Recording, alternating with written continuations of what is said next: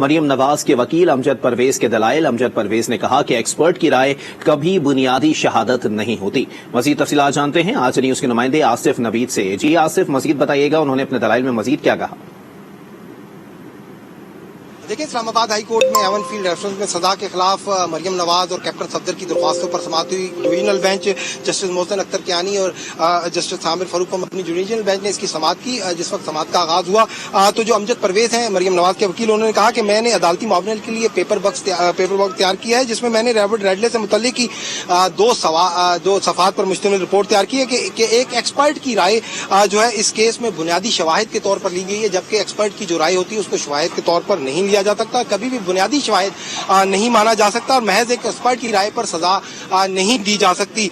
जिस पर जस्टिस मोहसिन अख्तर कियानी ने इस्तफसार किया कि जो भी फॉन्ट बनता है वो कहीं रजिस्टर्ड तो होगा, जिस पर और उन्होंने कहा कि क्या कैलरी फॉन्ट के रजिस्टर होने से मुतल्लिक कोई चीज रिकॉर्ड पर है, जिस पर अमजद परवेज ने कहा कि इसको रिकॉर्ड पर लाना तफ्तीशी अफसर की जिम्मेदारी थी जो नहीं लाए। और रॉबर्ट रेडले ने खुद कहा कि वो अप्रैल 2005 में खुद ये फॉन्ट इस्तेमाल कर चुके हैं। फिर जस्टिस आमिर फारूक ने कहा कि हाँ, फिर तो ये केस ही खत्म हो जाना चाहिए।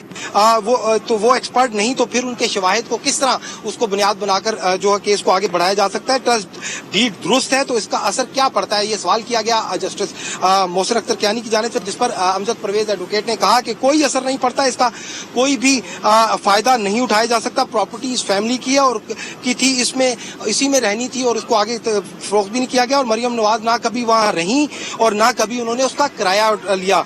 और उन्होंने कहा कि प्रोसिक्यूशन मरियम नवाज को बेनिफिशियल ऑनर कह रही है और इसी को साबित करने के लिए उन्होंने सब कुछ किया, जबकि नैब ने कहा कि जुर्म 1993 में हुआ और मरियम नवाज को 2006 में एक दस्तावेज साइन करने पर कहा गया कि इस जुर्म में वो मुआवनत कर रही हैं, इसी बुनियाद पर उनको सजा दी गई। ये बात आज तक समझ में नहीं आई कि इतने साल बाद मुआवनत कैसे हो सकती है। ताहम आज उन्होंने तफसीली दलाइल दिए। ठीक है, बहुत शुक्रिया आसिफ नवीद अपडेट करने के लिए।